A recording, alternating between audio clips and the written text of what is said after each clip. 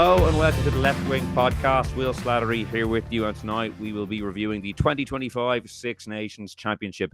France won their first title since 2022 on Saturday night after they held up an admittedly feisty Scottish effort in Paris, while England took second spot after they pulverised Wales in Cardiff earlier in the day. For Ireland, it was a disappointing third-place finish, as despite getting the win in Rome, the performance was a good bit off where people would have expected. So we're going to discuss all the major talking points from not only last weekend, but the championship as a whole tonight. And I'm delighted to be joined by Luke Fitzgerald for our chat.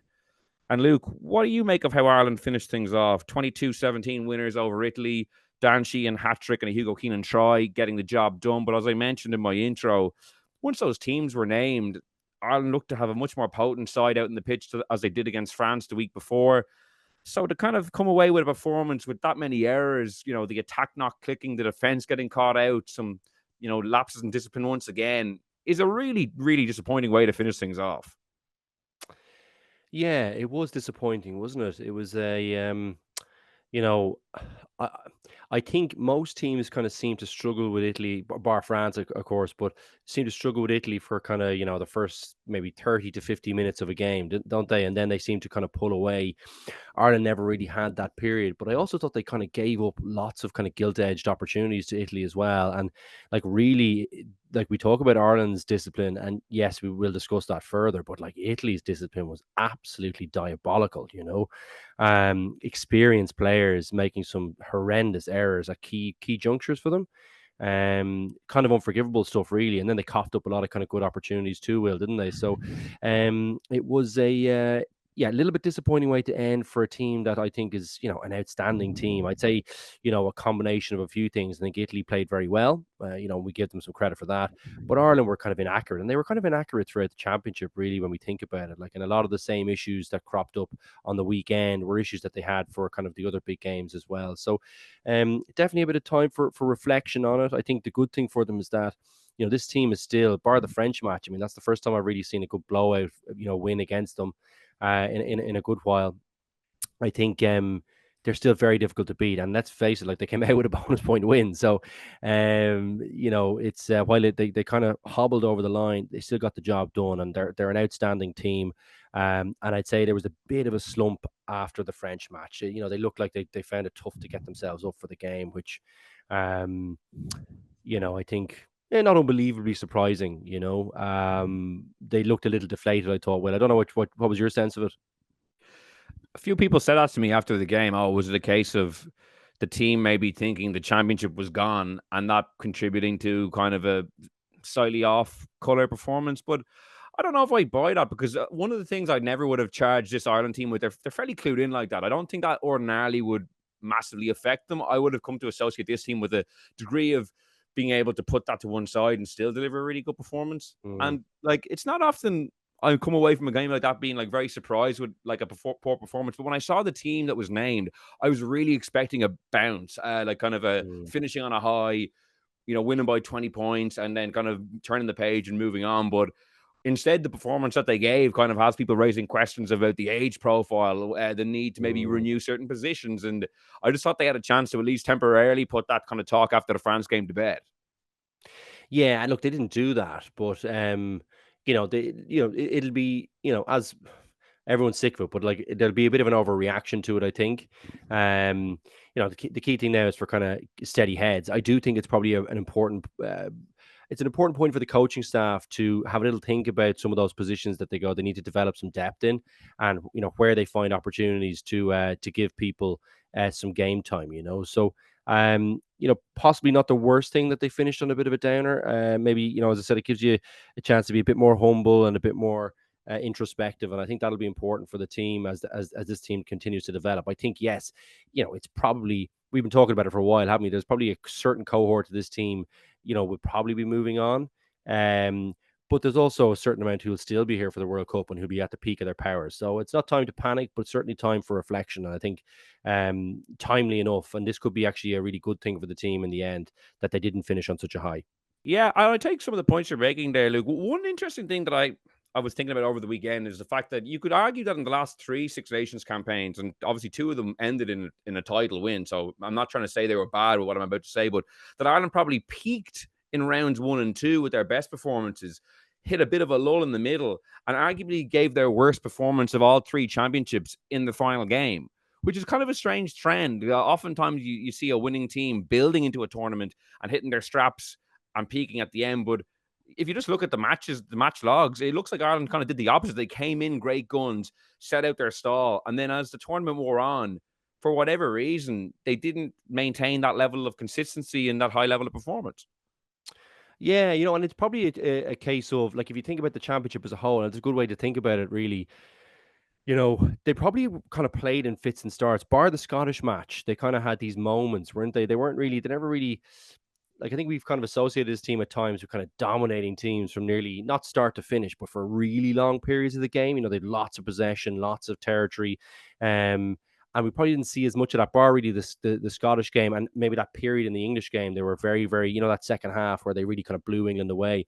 But like we still saw sloppiness even in some of those good games. You know, there was periods where you're kind of thinking, like, even there was a period they were all over Scotland.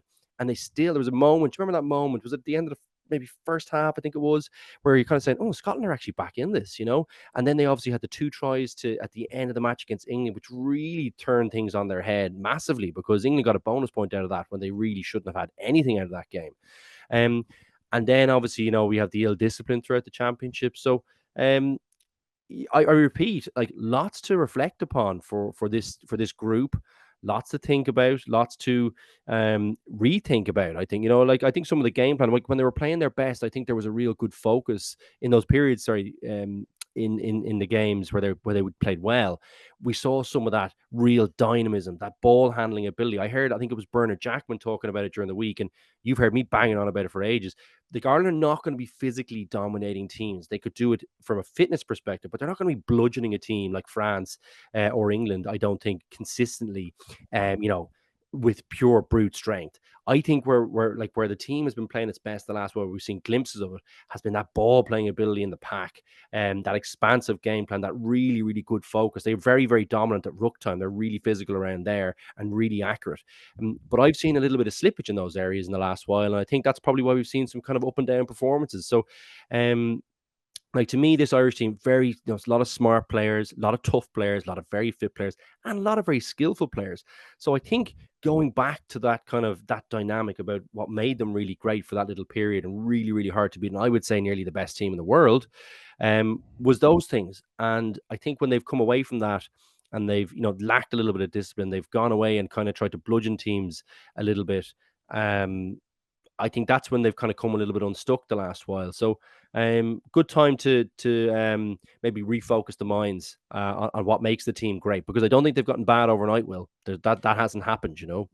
Yeah, because like one theory around the cohesion question that I wanted to put you as well is, I suppose Ireland are picking predominantly from Leinster in their first team. So like when Ireland come into camp, the players have played together quite a bit. So they're starting off from a base of cohesion that some of their other bigger rivals just don't really have. Like the England team are picking from a more diverse set of teams. Even in France, like you have Toulouse, Bordeaux, and La Rochelle who are making up maybe the first team. So while they be familiar with each other, maybe not to the extent that Ireland are when they started Six Nations, and then come rounds 4 and 5, the other teams have maybe caught up because they've been playing and training with each other for the previous 5 or 6 weeks.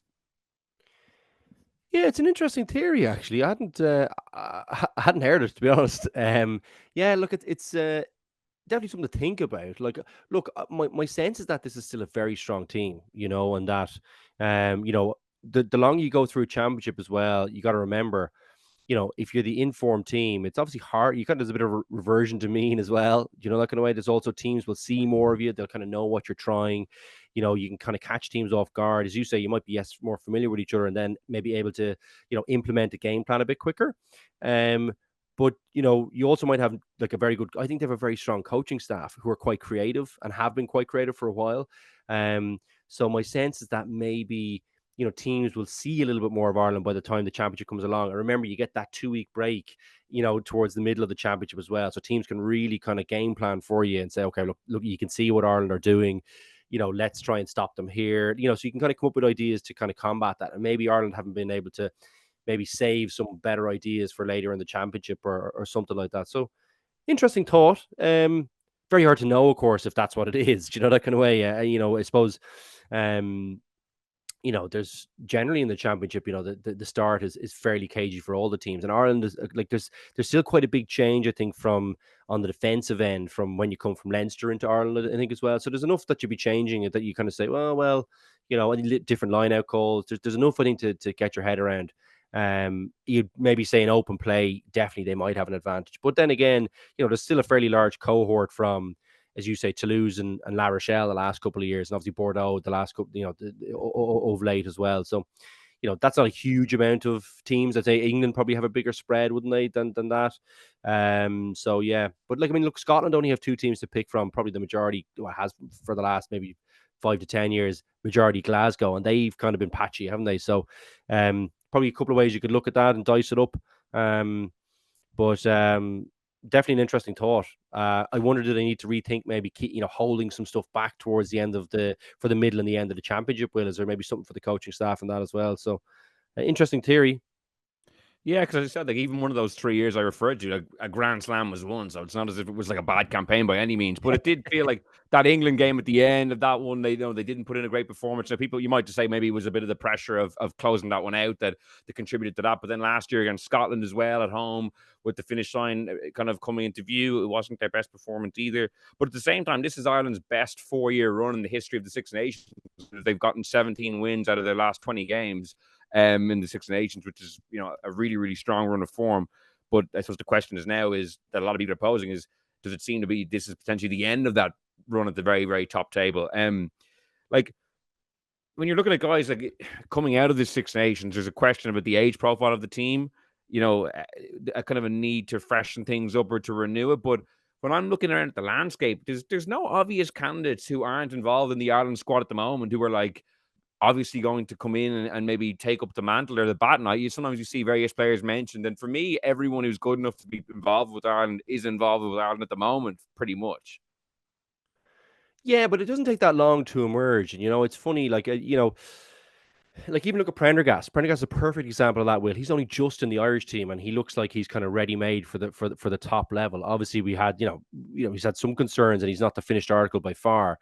But it's once you make the breakthrough in Ireland, you've made the breakthrough, and you're kind of ready. Like there's nowhere you can get the jump up very, very quickly, and it's very hard to actually break into most of the provincial teams anyway. Bar maybe Ulster at the moment probably have a little bit more scope, and Connacht maybe, but Munster and Leinster are pretty established for the most part. So if you break into those teams, it means you're a top quality pro, and you're probably nearly ready made for it. You just need some experience, and then you need experience at the international level. So doesn't really concern me about that. I think we've still got a very strong conveyor belt. The academy's strong here. The structures are very strong.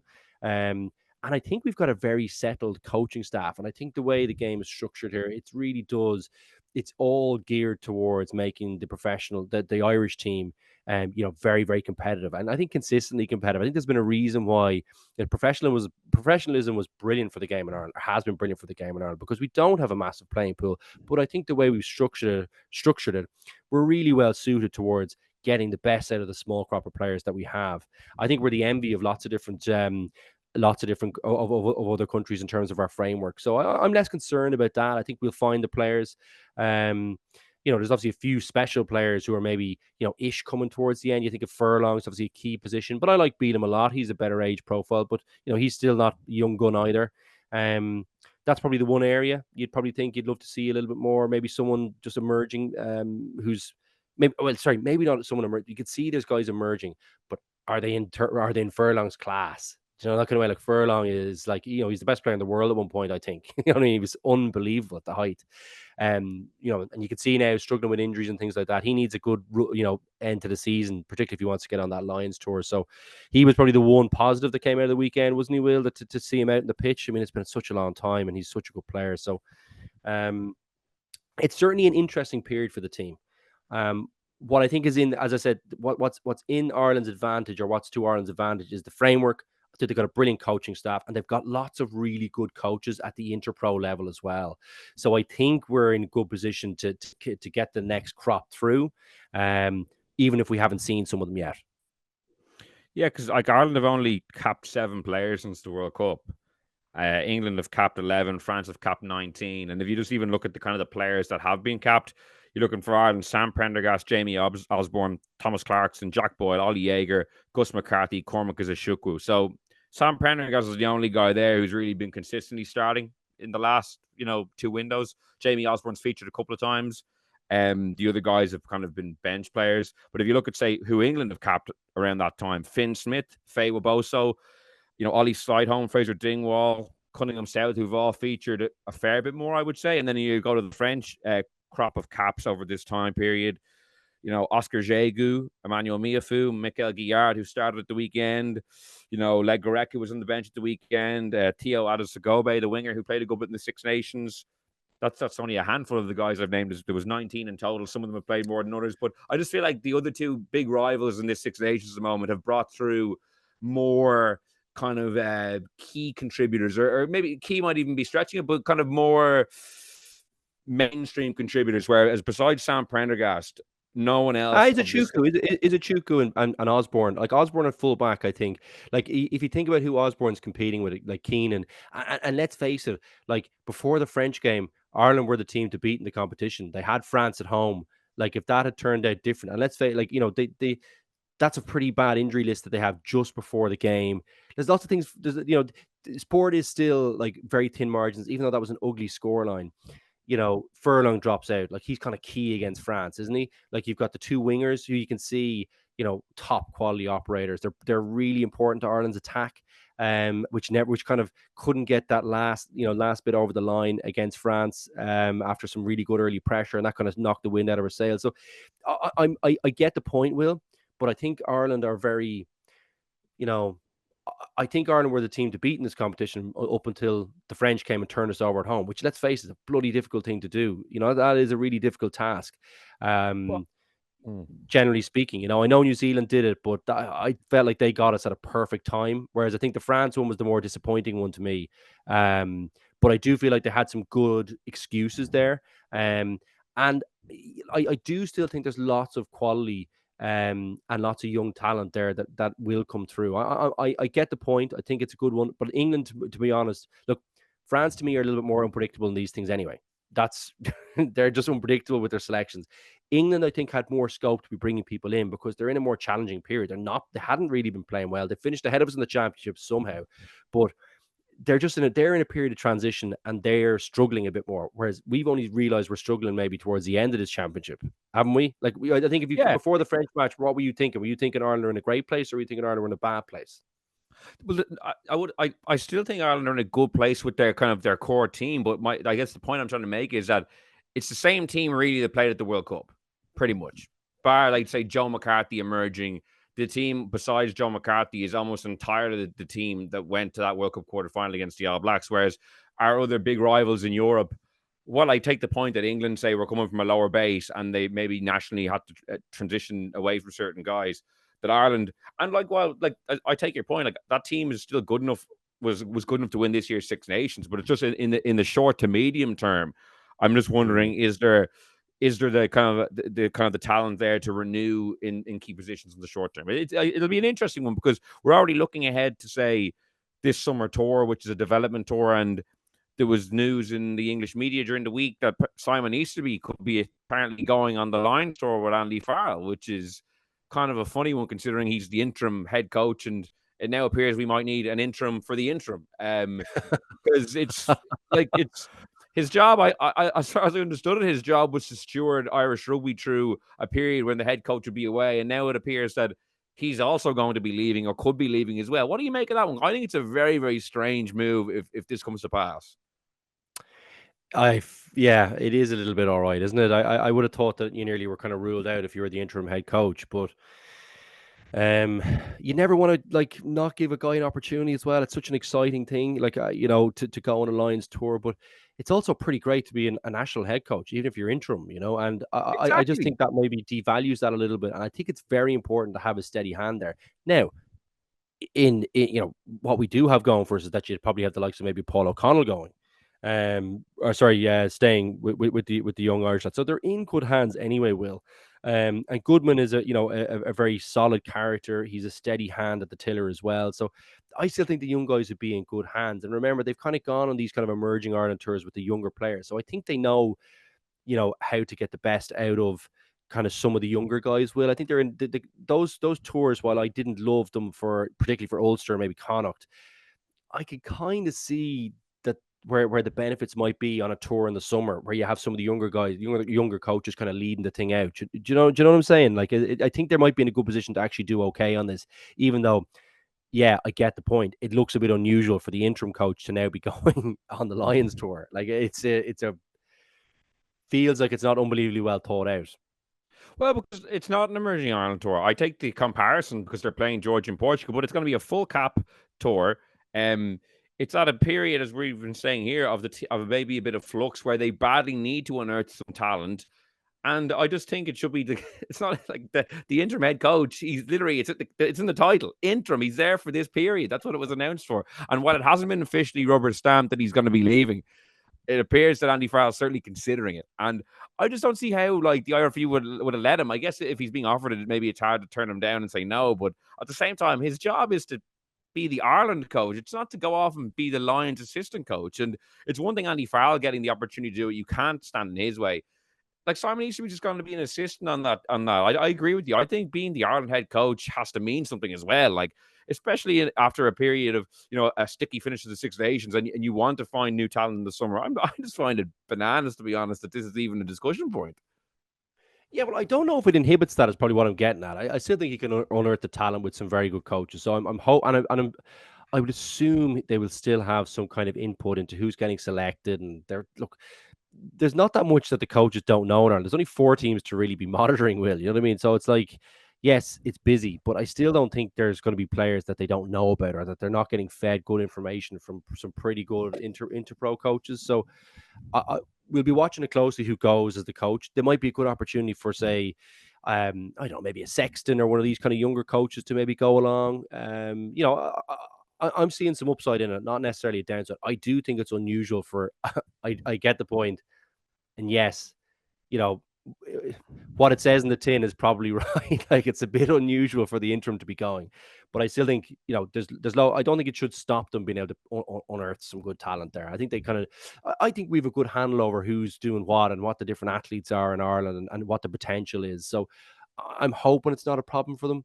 You'd love it to be a bit more of a settled ticket for the players, particularly when they're coming in, so that it's not, they hit the ground running with the kind of same ideas that the top players are getting and the same kind of people delivering the messages. That'd be more ideal. But I still think they should be okay. I think they should be okay. I think Paul, it'd be good opportunity for someone like Paul, maybe, who maybe he's going on the thing, maybe not. But if he's not going on the Lions tour, I think it'd be a good opportunity for him then to develop himself as the next person behind Andy Farrell. Because let's face it, that is another thing we haven't really talked about, is that Andy Farrell wasn't there for the Six Nations. That is a big loss to Ireland, I think. I think he is really able to rally a cause behind him. Like, if you look at any of that footage in the Lions tour, I kept kind of seeing clips of it in different places. I don't know whether it's on Instagram or whatever. He gives some speeches. Whoa, like he'd get you G'd up for a match. He's so smart about how he thinks about the game, doesn't overcomplicate things. I think he's really great at getting the best out of his players. Will, I think we did miss him in the Six Nations. I think that's probably, it's no disrespect to the coaches that are there, but we definitely missed him. He's a big presence of a guy. He's a big personality, isn't he? So, I don't know. I think we could see a bounce in the Ireland team next year when he comes back in. I think they missed him. I think we've got a brilliant coaching ticket when everyone's fully in there. Will, Yeah, but I know I'm veering off, but it was a trailing thought. And I was like, what? It's something we didn't talk about, but he's a big loss for Ireland. Yeah, no, and just to be fair, like, you had a well-reasoned rebuttal to my Simon Easterby angst of him going on the Lions tour. To be very, I don't like the points you make. I can understand, like Paul O'Connell going. Does that preclude, or Simon Easterby not going and Paul O'Connell going as the interim head coach? Does that preclude them from unearthing a couple of players? No, it doesn't. It's one of those things that when I saw it being floated, I was like, that doesn't feel right to me. That seems like wrong. But at the end of the day, perhaps it's not some terrible idea either. Just to move back to the weekend for a second, Jack Crowley's performance. Obviously, there was a lot of attention on who was going to be playing at half in the final game. Jack Crowley got the nod. And when I saw the team sheet, I thought, oh, perfect opportunity. Like, he has James Lowe back. He has Matt Hansen back. It should be an ideal opportunity for him to show what he can do. Didn't turn out to be a great day for him. Obviously, the team didn't play well, but his goal kicking alone probably would have put him, a good bit down the pecking order in terms of, usurping Sam Prendergast in the short term. What did you make of his overall day? Yeah, it was a mixed bag, wasn't it? Yeah, same as Sam Prendergast. As you were kind of saying a couple of weeks, I don't think it was you, or I don't know, maybe it was Jonathan.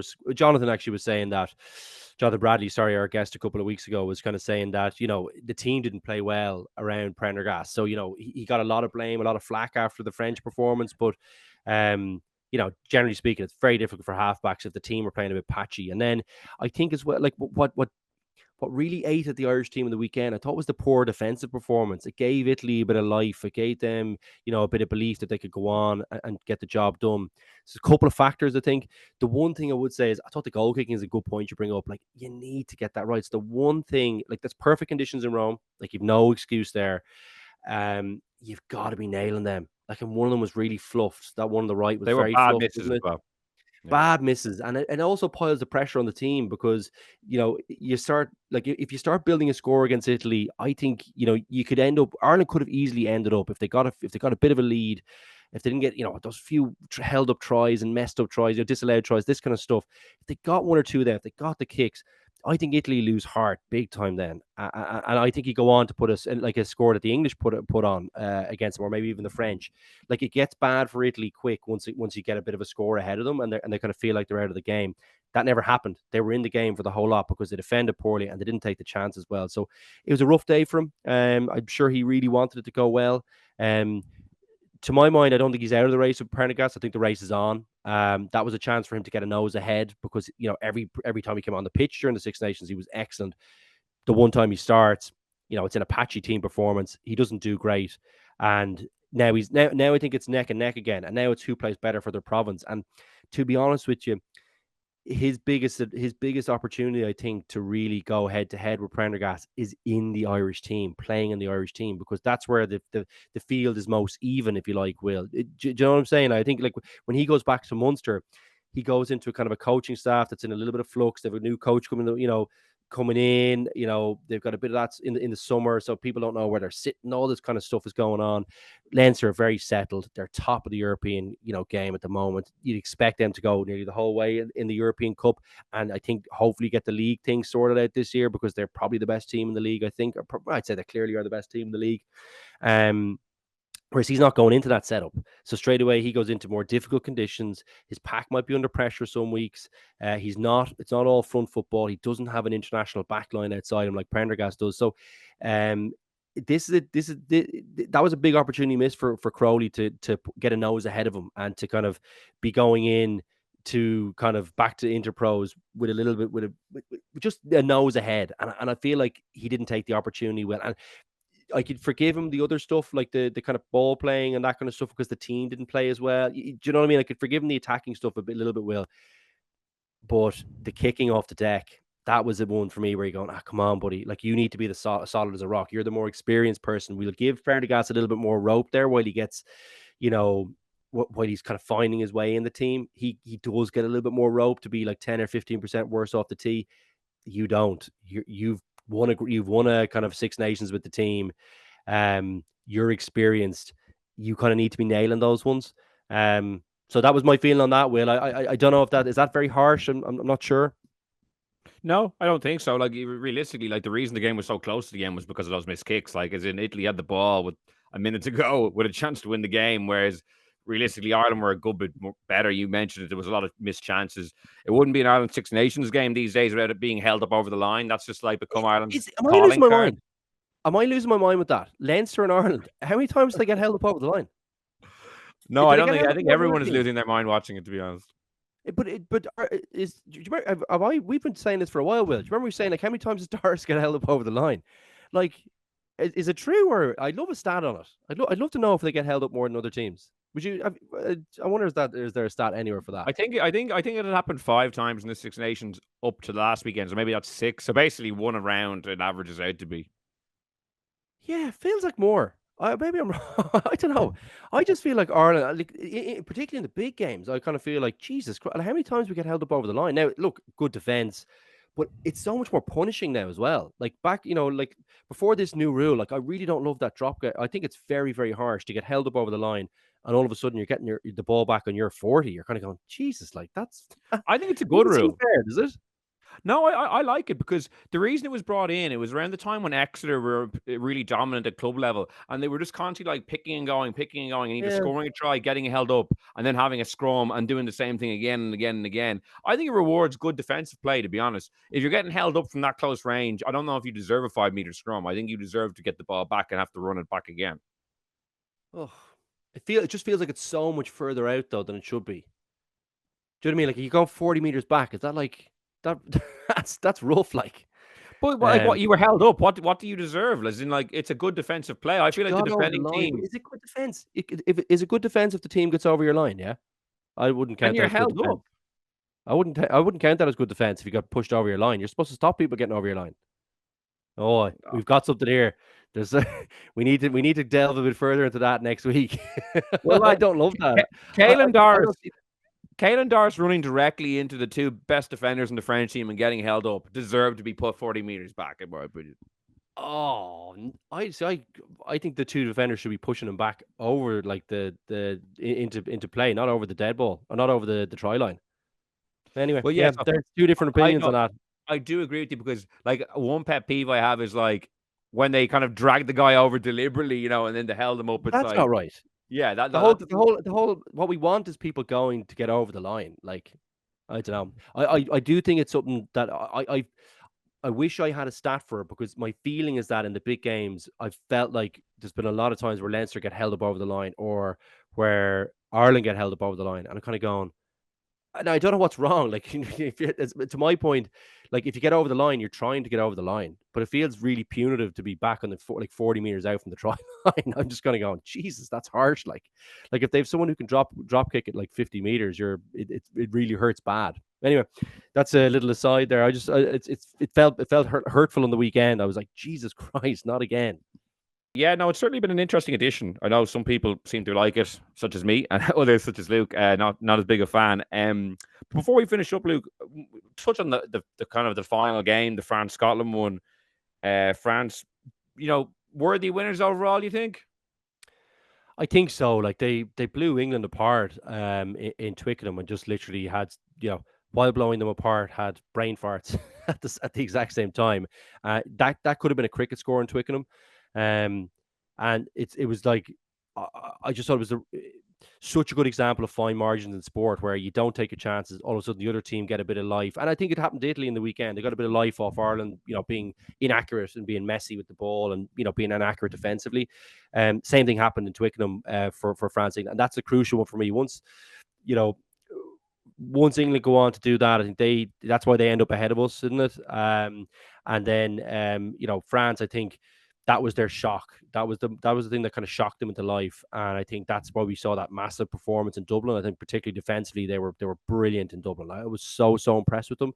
And I think we always know they generally do have the most firepower in the championship out wide, but like particularly this year, BLBRE is just a nightmare. Like Scotland had some brilliant opportunities on the weekend, but you give them a sniff, it's over. Like it's absolutely over from nearly anywhere in the pitch, and they don't even have to be playing well. So if they get the defense right, they're able to pounce on opportunities so quickly. And what they did to Italy, I mean, they just smoked Italy from like some magical tries, some brilliant individual skills. So look, they were definitely the best team in the championship. I think they got a timely shock against England, and they really showed what they were about in Dublin. Like that was impressive. Like Ireland had a few things working against them, around injuries before, things that were disruptive. Didn't have their head coach, but they weathered the storm really well. Their defense was brilliant, and their attack at times was just like they just have some unbelievable athletes. And I actually thought their pack were very good in Dublin too. I thought they had some lovely offloading. Like there was some lovely play for big guys. Like they're obviously very physical and they can like beat you up there. But they had some lovely touches too throughout the team. So yeah, best team in the championship. I didn't see them doing it in Dublin. I thought we would kind of be able to manage them through, but I have to say the injuries did probably play a part in that. But I think worthy winners. England, I don't know how they ended up where they ended up. That doesn't feel fair, but I think they still did well, reasonably well, and they look like a bit of a coming team as well. I think they'll get better. And Yeah, no, I think overall probably in terms of how everyone played, like Ireland definitely had they were sloppy this championship, so I think they probably ended up where they deserved. Doesn't feel right to be below England. They're a better team than England, but yeah, look, it was a good championship. It went down to the last day. That's probably the most you can ask for, isn't it? You just want it to be a bit of a nail biter on the last day. But and Scotland did make a good fist of it. I thought they were good for periods, but I think you get into a firefight with Scotland with France. You're a little bit sloppy with the ball. It was inevitable, wasn't it? And then they just turned on the power at the end. One thing I really didn't understand from a Scottish perspective was them keep kicking those 3-pointers. Like, it was a dead rubber for Scotland. They had so much momentum, like, and they were like, then they were just kicking 3-pointers as if a win would have won them a Six Nations title. I was like, go to the corner, roll the dice. Like, you've nothing to lose. Why do you keep kicking these 3-pointers? I thought it was baffling, to be honest. But the only thing is, I suppose they wanted to win the game, so do you take I suppose there's such the chance of Finn Russell missing them is so low, isn't it? Maybe you just say, oh well, look, if we're thinking about winning the game, there's two ways of thinking about that. If you're thinking about winning the game, you take the kick and you go back down, you're getting the ball back and you run it back at them, and you take the high percentage points. So there could be two ways of looking at that. Rather, I was looking at that the other way, where they actually did think they were going to win, rather than the tries. Sometimes seriously. So if you have a high percentage shot, sometimes you go with that, I think, and that's a good way of building the score. Like, in fairness to France, they took a lot of shots where I was like, I wonder will they just pick and go, or will they take a scrum? They actually took a lot of shots on the weekend. I thought, Will, do you not think that yourself? Yeah, I guess. Yeah, I did, because I guess from their perspective, they didn't need a bonus point. They only win the Yeah. game. So, but for Scotland, a win would have just put them mid-table. So I just thought they had so much momentum at times when they kicked those 3-pointers. I just thought, geez, stick Yeah, in the yeah, corner. yeah. No, I get it. No, I do get it. Yeah. Yeah, it's hard to know, isn't it? What's right? I kind of thought it the other way. I thought they were really going for the win by taking the kicks. So it's just different strokes, isn't it? It's just you know, you're right though. There was a moment or two where I was going to go, ooh, like feels like they're on the back foot here. Scotland are a very fit team. Generally, I think so. I was kind of going, oh, this is kind of going at a high pace. Could they wear out this French pack here? As you said, they had a bit of momentum. Yeah, I'm not sure I would have gone with the kicks every time, but I could see why, and maybe I'm thinking maybe a little bit differently to you about it. I thought that it was actually because they thought they might be able to sneak back and take the high percentage points, take the possession back off the kickoff, and let's get back down the pitch, and we're in a good position. But I don't know, different strokes, I suppose. Some people would rather go for the try there, Yeah, it's funny you mentioned the England defeat, which like more perplexing as time goes on, just how good France were in their other games. And it's funny, come Six Nations time, like you get the same trophy whether you win a Grand Slam or whether you don't. But we put so much stock on a Grand Slam, but you get the same medal, win one, lose one game or not. I know, I've got two of them, Will. But do you look Yeah, back it's on what you look back on 09, surely is like a double medal almost like. Well, I always said that to Sexto and to Redzer. I used to slag the life out of them for that, saying that because they did the double. So they always, hard looking, we weren't part of the double. And I was like, well, look, you haven't got a Grand Slam. This is now in 15 or maybe 16. I can't remember which year it was. So, yeah, you're right. It's double. But I think that was the hardest one to do just because it had been so long. Do you know what I mean? Since we'd had a bit of success. But I agree with you. I think the championship is the championship. Like, that's why I don't get the Triple Crown thing. That to me is like, what? Why? Like, that felt like a loser's medal to me, which will not go down well with lots of people who've won a Triple Crown. But I still stand over it. I think you're playing a competition with whether it's 5 nations or 6 nations. You go for the win, and yeah, as you say, you get the same medal afterwards. So you're still a winner. Your name is etched in. It doesn't say, on the trophy, it doesn't say Grand Slam winner. It says France, 2025. So yeah, do you know what? I'm kind of glad. I don't think I love Galtier for some of the stuff that came out after the Dublin match. I thought that was a bit, the stuff about Dupont was ridiculous. Like, that was clearly a mistake. Just a rugby incident. So that was a bit nasty. But at the same time, I think he's done a really good job with this French team. I think he's got a good coaching staff. I think they blew it at the World Cup. They were the best team at the World Cup and probably should have won that too. And they were at home. Kind of everything was kind of playing to their advantage. Just had a few, like the England match, a few brain farts. I just don't know if you can eradicate that from France. I just don't see that happening. But for the most part, they're the best team. I think he's got them pretty well coached as well compared to other French teams. I think Sean Edwards has had a big impact on them. I think when they're playing well, they're defending well, and they nearly create opportunities off the back of that. So, best team in the championship definitely this year. Should have, like, the England match is just an abomination, like it's just a real French moment of madness. They could have been a cricket score, as I said. So, yeah, no, it was an enjoyable championship though. I think we learned lots. I thought we saw some new stars. You know, it's good to see Belbury. He's magic. You know, to see him top of the try score. So we saw record try scorer as well, breaking Stockdale's record. So, yeah, I thought there was loads to love about it, and we saw some emerging stars. I thought Prendergast was great for Ireland. I think that's good to see. I think he's a big future. Interested to see how that battle with Crowley goes. Finn Smith that was good. I think he's a future star as well. I think he suits England better as well. So it's good to see him emerge. It's lots of other guys, So Wales still is a worrying one for me. I don't see them getting better quick. Do you, Will? Like, I'd love to. Like, we need a strong Wales for the championship to be strong, don't we? Like, you want the Saturday afternoon was shocking. Like, geez, 68-14, and the way the tries was being ran in that second half was, I know ugly. They've been bad. That was ugly. There's been bad. There's them being bad, but what we saw on Saturday was another level. That was ugly. It got bad, and I think England then come out of the thing is England come out of it like super confident after a championship where I thought they were okay, that kind of way. But they blew Wales away, and we did, like, in fairness, we made a complete mess of that. That I thought that took the wind out of our sails a bit. Did you think that? Yeah. Because like that game against Ireland, it looked like they turned a corner, and then the last 2 weeks since then, they've gone back to where they were at the start of the championship almost. Yeah, got smoked really badly beaten, and yeah, I was kind of thinking, I wonder, is there a bit of life in this dog? If they got a good coach in, could they turn this thing around? It's not a quick fix. This is like, to my mind, it's a bit like United. How long do we have?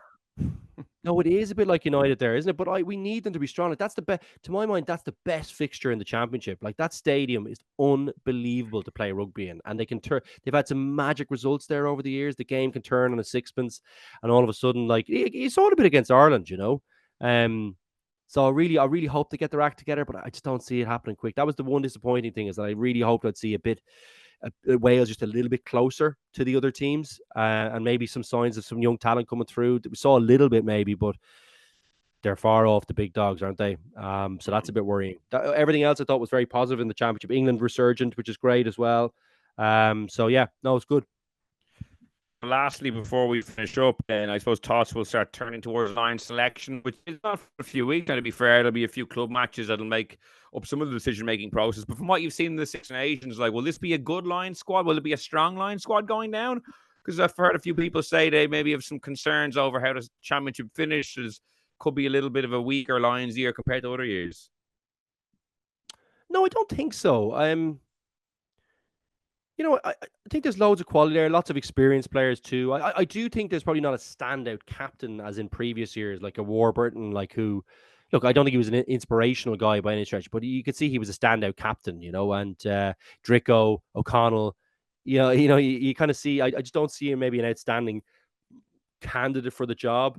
I think maybe Doris probably edges it, maybe just because he's such a good player, but he's still growing into that kind of captaincy role as far as I can see, and had a few indifferent performances with the referee again in the championship. So, and I don't love Itoje with the referee yet as well. He looks like a young captain too. So, yeah, there's a lot to think about, isn't there? I'd say some of the positions probably aren't nailed down as well. Like 10, like Finn Russell was good on the weekend, had some magic moments, but then he had some awful moments too, didn't he? So, and he probably would have been my standout, probably for that starting role. Prendergast maybe a bolter with Crowley kind of competing. Finn Smith, I think Marcus Smith goes on the tour because he's just so magic off the bench. If he's a bench player to me, he could flip the game, but and he's got that flexibility. But yeah, that is it. It's an interesting dynamic, and I do think that some of the European Cup matches actually might play a part in this. I don't know about league so much. I think it'll be cup matches. So I think we'll have to watch closely to see if there's anyone kind of solidifying a place. At the moment, I think you could probably pick a 15 or maybe 20 that are pretty solid nailed on. But I think it's the rest of them, Will, that you're kind of going, he's actually a bit of flexibility here. The good thing for them, they don't need to be that great this time. Australia are not that good. They'd be tough to beat at home, but you'd expect them to have too much for the Australian team, I think. Albeit they'll be very well coached, but they just haven't got the same depth. Will, I just don't see it. Do you see it? I think that's probably the one saving grace, is that it's just not a great Australian team. Yeah, well, certainly nowhere near as strong as like South Africa last time out, world champions. New Zealand the time before that, also world champions. That is not the caliber of team the Lions will be facing. And interestingly, the squad isn't announced until the 8th of May this time. I think it's the latest they've ever announced it. So there's actually 7 rounds of club action until Andy Farrell names the squad. So that could be 3 rounds of European knockouts if someone progresses to the semi-final. So lots of opportunities for guys who maybe missed the Six Nations or didn't have great Six Nations to. Well, sorry, if you didn't have a great Six Nations, realistically, you're probably not going. But if you're kind of on the fringe, maybe of selection, you have a good few weeks to put your hand up again. Yeah, and like I think the thing is, most of the top guys will probably have good opportunities to be in the shop window, won't they? Like in the latter parts of the competition, and like you could see someone changing someone's mind if they're, if you're playing for Toulouse, you think of Blair King, or some of these guys, like some guys will be in the shop window and they'll be, I think, Willis might be another guy. Owen Farrell, does Owen Farrell feature? I think is he a bit injured? Is he injured maybe at the moment? I think he's having some trouble with wrestling as well. Not sure he goes, but there's a few guys you kind of wonder, will this play a bigger part than it would normally in a Lions year? My one thing is that I keep coming back to is that they don't need to be that great down there. That's the one thing. It's not that good an Australian team, I think. So he doesn't need to get that jazzy with selections with kind of an unknown like a John Bentley or someone like, do you know what I mean? He doesn't need to do that as much with this time around. I think he just needs a solid team, coach them really well. They should have too much firepower for the Aussies, but it'll be interesting. Would you expect Andy Farrell to do a Warren Gatland and kind of stuff the squad full of Irish people? Yeah. I know I would. I do. I do. I think they're better than England. I think England might have a few more guys in selection, in contention, off the back of pretty good Six Nations for them. But I don't think they're that great. Like I think he would have looked at the Ireland England game and gone, how good are they? You know that kind of way. Like they got 2 tries at the end that made them look pretty good. They got blown away by France in the first half, who just couldn't catch a ball at the key moments. I don't know. I think a bit flattering for them. I think maybe the end of the championship, but they're definitely playing better. So maybe 1 or 2 more of them sneak in. And I think, I think Scotland will have a few in the back line. But I think their pack, they're struggling a bit in the pack for me. And they get dotted maybe 1 or 2 Welsh players. I can't see that many Welsh players going. Can you? 1 or 2 maybe? Yeah, maybe Jack Morgan is good back row. I could see Jack him. Morgan will play. Yeah, he'll go. Him. Thomas Williams might be the third number 9, but there's not many. Not many. No. I wouldn't have thought. Which is a bit of a shame. They usually have a few magical players, like your Norts and these guys over the years. Jonathan Davies, Alan Wynne obviously is another standout guy. You're kind of thinking, geez, like Wales always had some really key contributors on the last kind of 10, 15 years of Lions tour. Sorry, the whole way through. Geez, for years.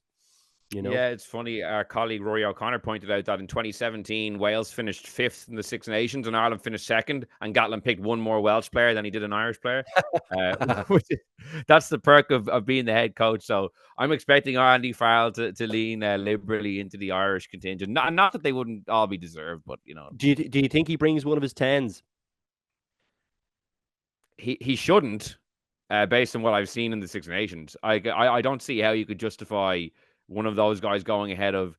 I think the 2 Smiths and Finn Russell are clearly better, and even George Ford I would actually say is better than any of the Irish out halves.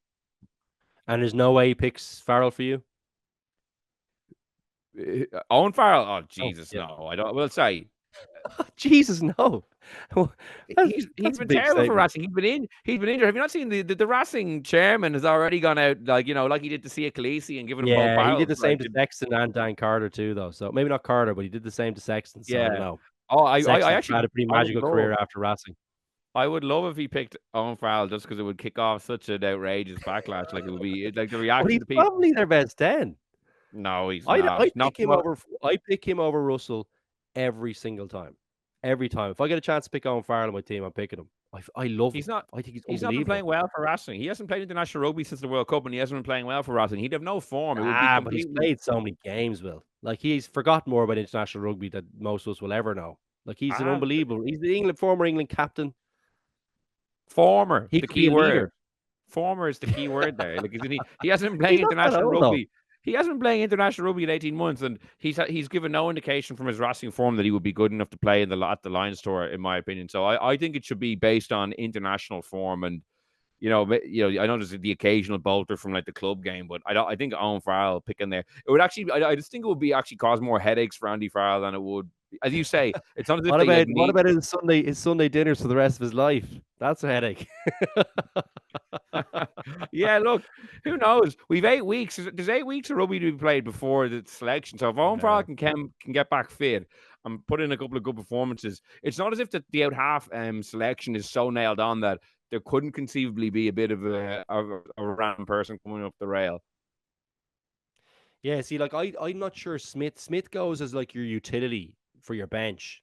Do you know, if you want to Marcus. pick him, you don't have to pick him. Yeah, he doesn't go as a 10 for me. He's not going to be running your game plan for you, I don't think. And his defense he's a bit of a liability defensively. Um, he's your magic guy off the bench for me. Russell, I still don't think he's that reliable. I just in the big games, he's brilliant, but he's not reliable for me in the big ones. Um, Finn Smith I like, but he's young. But then like like I thought if Crowley had a big game against Italy, I was like, I wonder could he bowl, like, because he's so great defensively, solid head and the shoulders. But the kicking really hurt him on the weekend. I really believe that. I thought off the ground, I was like, that just does not inspire confidence for a guy who's supposed to be confidence inspiring.